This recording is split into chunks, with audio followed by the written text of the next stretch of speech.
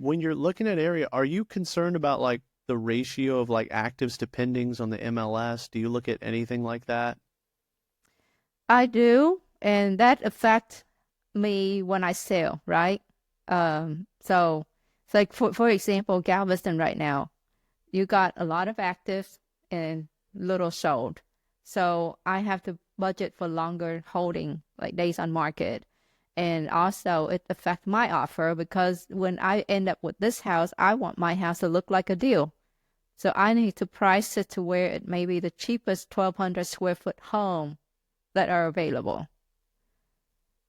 So I will be the first one to be sold. That's kind of my thinking of where I look. But I think back to the question you asked, where do I invest? And I think I got asked this question recently by someone who's looking to get into real estate. This person lived in Austin and asked me if they should buy in San Antonio. And my answer is, well, you buy where you can get to quickly and where you can comfortably buy. Um, I like to invest where I'm at, you know, and in Corpus Christi, we have people that can go look.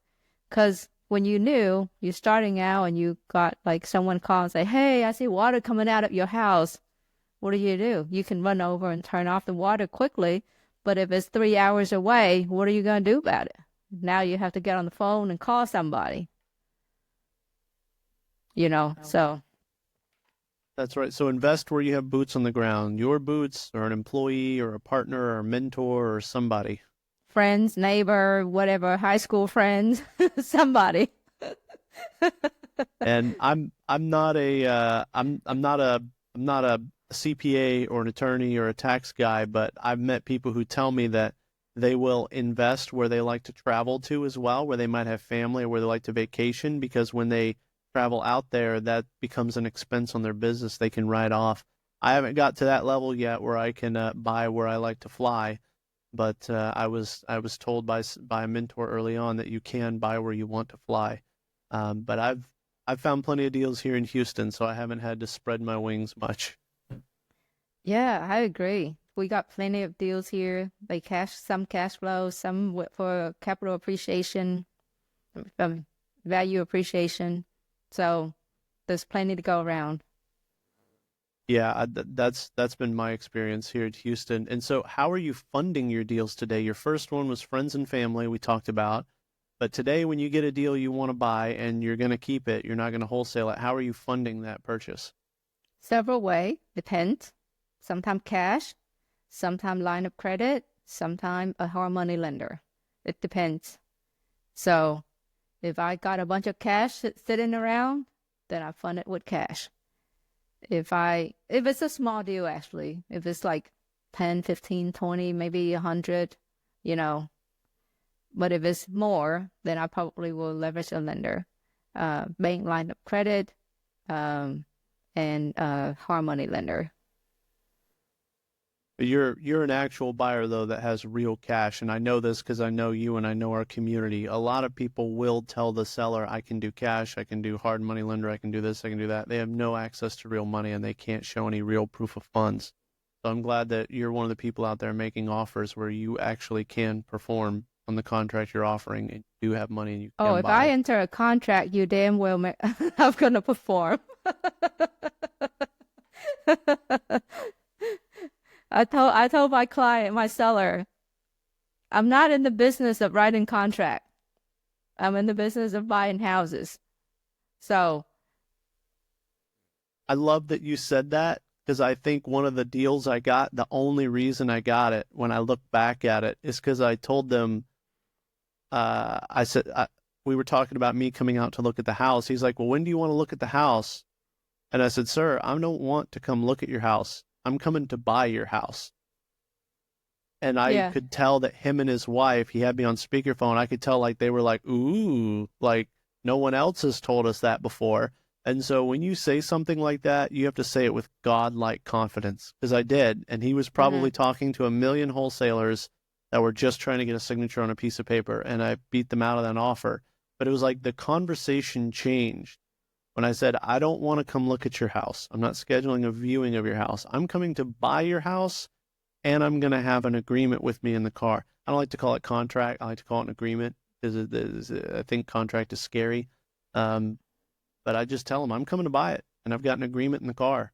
And so make sure that you're there so you can sign it. Like don't send a family member to show me your house, please. It was a vacant rental that he was selling me. Yeah. So I like that you said that you're I put this under contract, I'm buying it. Yeah. I mean, unless there's surprises, I mean, this is where like I uncover things too, right? Unless there's surprises that you haven't told me about, unless something crazy happened that I don't know of yet, and they'll go, no, no, no, there's nothing. The house is fine, you know. I like that. You But kind of put it back on them. Yeah, like unless there's something seriously wrong with the house. Or I tell them like if you've been honest with me and you told me the condition of the property, if everything is how he says it is, I'm buying the house and this is what I'm paying. There's no hmm reason to mess around with it. And then how you exit today, are you still mostly selling on the MLS? so exit is wholesale some, whichever, and then clean it up, put it on MLS. A lot of time, we do a lot of it actually. Clean it up, put it on MLS, or rehab and put it on MLS. Let's see, It's just open up your property to the world, right? right. And then I know you have rentals, but you're mostly flipping now or wholesaling, right? You're not really adding many rentals these days. I say that, then I go back and forth. Every time I look at the property, I'm like, okay, this can make a good rental. It's nice, it's new, it's a good neighborhood. Okay. So yeah, I still look at it. I haven't added one this year yet, but still an option. Yeah, we're only in February. There's a long way to go in this year. Uh, I like to always look at it like you flip properties to get rich, you hold properties to get wealthy. And so I know people that they have a pattern where they like flip, flip, hold, and they flip houses to get the money to hold the rentals. Um, I haven't followed that pattern, but I know that real wealth is created from holding real estate, letting it appreciate, and letting the mortgage pay down on it.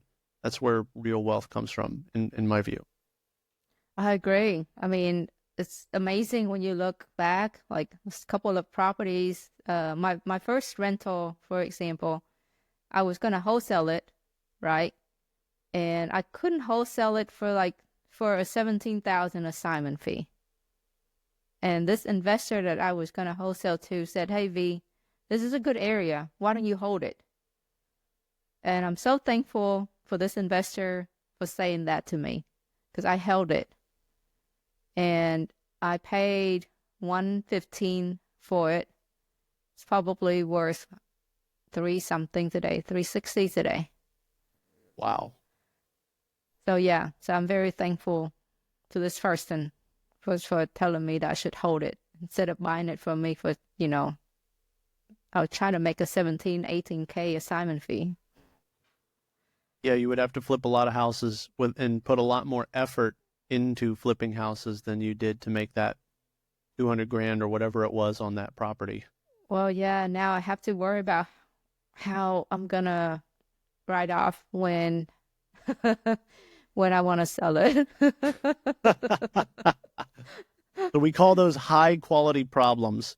So when you started in real estate, you had low quality problems, and now you have high quality problems like I made so much money. How am I going to structure this to be efficient on my taxes? Maybe Trump will get rid of the IRS and we don't have to worry about it. I'll hold it.